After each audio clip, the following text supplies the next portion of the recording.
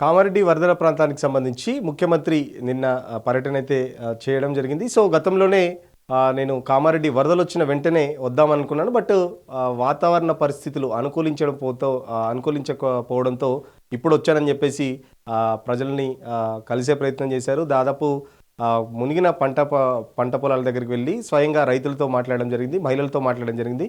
మీకు అన్ని విధాలుగా అండగా ఉంటాను, నాకు కొడంగల్ ఎంతో కామారెడ్డి కూడా అంతే అని చెప్పేసి గతంలోనే చెప్పాడు. సో అదే మాట మళ్ళీ ఇప్పుడు నేను గుర్తు చేస్తున్నాను. ఎందుకంటే కామారెడ్డిలో కూడా రేవంత్ రెడ్డి పోటీ చేశాడు. సో కొడంగల్ని ఎంత అభివృద్ధి చేస్తానో కామారెడ్డిని కూడా అంతే అభివృద్ధి చేస్తానని చెప్పేసి కూడా ప్రజలకైతే హామీ ఇచ్చాడు. సో ధైర్యంగా ఉండండి, వరదలకు సంబంధించి 2 రోజుల్లోనే 50 సెంటీమీటర్ల వర్షం పడింది. గత 100 ఏళ్లలో ఎప్పుడు ఇట్లా జరగలేదు.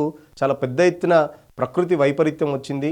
సో దానికి సంబంధించి చాలా వరకు ప్రాణ నష్టం అయితే తగ్గించే ప్రయత్నం చేశారు ఆఫీసర్లు కానీ, అటు లోకల్గా ఉండే స్థానిక రాజకీయ నాయకులు అందరూ సమిష్టి కృషితో చాలా వరకు ప్రాణ నష్టం కానీ ఆస్తి నష్టం కానీ తగ్గించే ప్రయత్నం చేశారు. బట్ ఓవరాల్గా కామారెడ్డి వరదలకు సంబంధించి ఇప్పటికే ఇటు ముఖ్యమంత్రి, ఉప ముఖ్యమంత్రి బట్టి కానీ, అటు మంత్రి తుమ్మల నాగేశ్వరరావు, వ్యవసాయ శాఖ మంత్రి, కేంద్ర హోంశాఖ మంత్రి అమిత్ షాను కూడా కలవడం జరిగింది.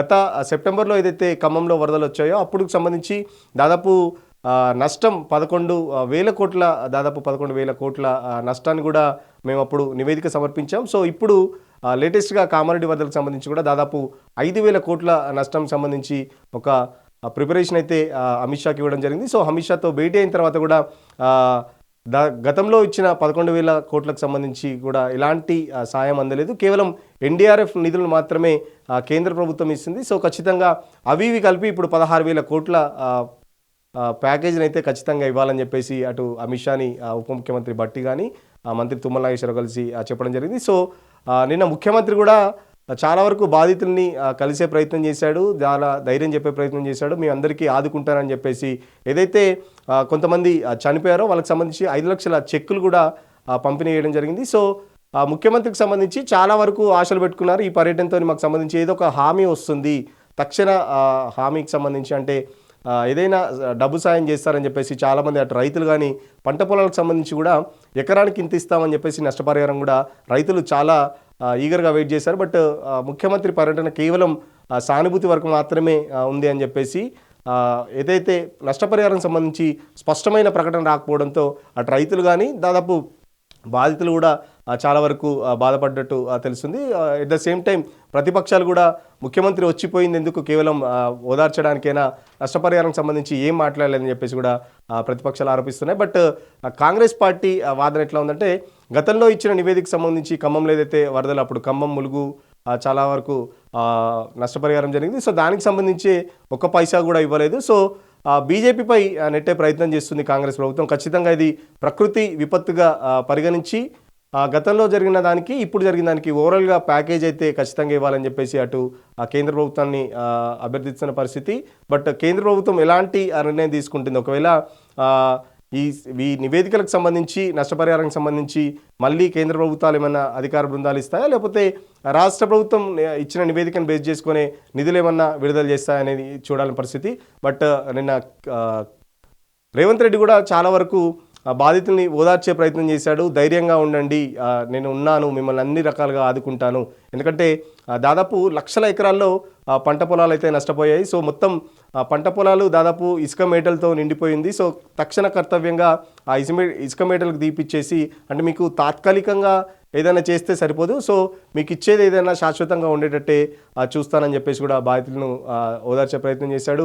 ఏదైతే వరదల్లో ఇల్లు కొట్టుకోపోయిన వాళ్ళకు కూడా ఇందిరమ్మ ఇల్లు స్కీమ్ కింద కూడా ఇందిరమ్మ ఇల్లులు కూడా ఇవ్వాలని చెప్పేసి అక్కడికక్కడే కలెక్టర్కి ఆదేశాలు కూడా ఇవ్వడం జరిగింది. సో దాదాపు ఏదైతే వరద టైంలో అటు అధికారులు కానీ ఇటు స్థానిక ప్రజాప్రతినిధులు కూడా చాలా వరకు కలిసి చేశారు కాబట్టి చాలా వరకు ప్రాణ నష్టం తగ్గింది. సో దీనికి సంబంధించి అధికారులను కూడా అభినందించిన పరిస్థితి. సో ఓవరాల్గా వరదకు సంబంధించి సీఎం పర్యటన చాలా వరకు అయితే ఎదురు చూశారు. అటు రైతులు కూడా చాలా ఆశలు పెట్టుకున్న పరిస్థితి. ఖచ్చితంగా నష్టపోయిన ఎకరాలకు ఏదైనా కొంచెం సహాయం ఇస్తారని చెప్పేసి అనుకున్న పరిస్థితి. బట్ ఇసుక మేటలకు సంబంధించి అయితే తక్షణ కర్తవ్యంగా నేను అధికారులను ఆదేశిస్తున్నానని చెప్పేసి ఇసుక మేటలను వెంటనే తీసేయాలి, మళ్ళీ వాళ్ళు వ్యవసాయం చేసుకునే విధంగా దానికి సంబంధించి పూర్తి ఏర్పాట్లు అధికారులు వేయాలని చెప్పేసి అధికారులకైతే ఆదేశాలు ఇవ్వడం జరిగింది.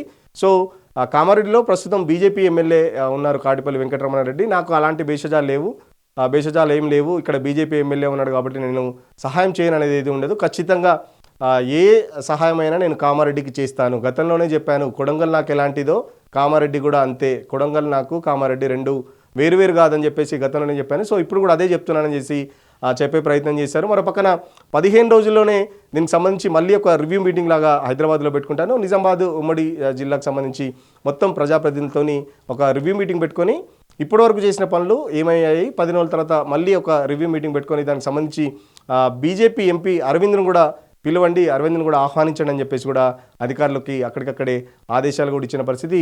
ఓవరాల్గా కామారెడ్డి పర్యటనకు సంబంధించి అయితే బాధితులు చాలా ఎక్స్పెక్ట్ చేశారు. బట్ రేవంత్ రెడ్డి దానికి సంబంధించి ఎలాంటి ప్రకటన చేయకుండానే వెనుదిరగడం ఇంత రైతులను కానీ అటు బాధితులను కూడా కొంచెం కలవరెట్టిన పరిస్థితి. సో చాలా ఎక్స్పెక్టేషన్ చేశారు. రేవంత్ రెడ్డి వస్తున్నాడంటే కనీసం ఏదైనా అనౌన్స్ చేస్తాడు, మాకు ఏదైనా ఆర్థిక సహాయం దక్కుతుంది అని చెప్పేసి చాలామంది ఎక్స్పెక్ట్ చేశారు. బట్ దానికి సంబంధించి రేవంత్ రెడ్డి దగ్గర నుంచి ఎలాంటి ప్రకటన రాలేదు. సో కేంద్ర ప్రభుత్వం సాయం చేస్తుందని చెప్పేసి రాష్ట్ర ప్రభుత్వం కూడా చూస్తుంది. సో కేంద్ర ప్రభుత్వం చేయకపోతే రాష్ట్ర ప్రభుత్వం చేయదా అని చెప్పేసి కూడా ప్రతిపక్షాలు ప్రశ్నిస్తున్న పరిస్థితి.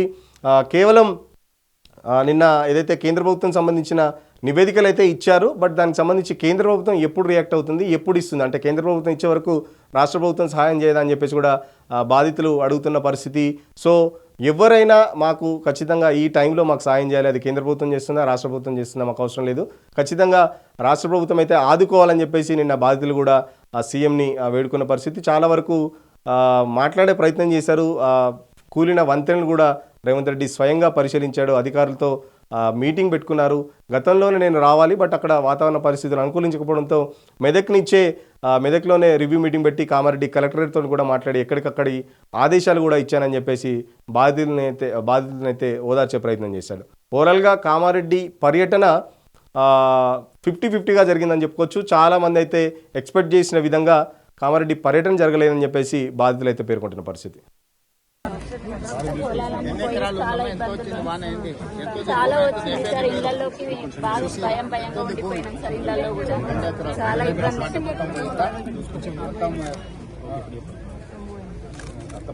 మరి పరిస్థితి పిల్లలు ఎంతమంది బిడ్డ ఏం చదువుకుంటున్నారు?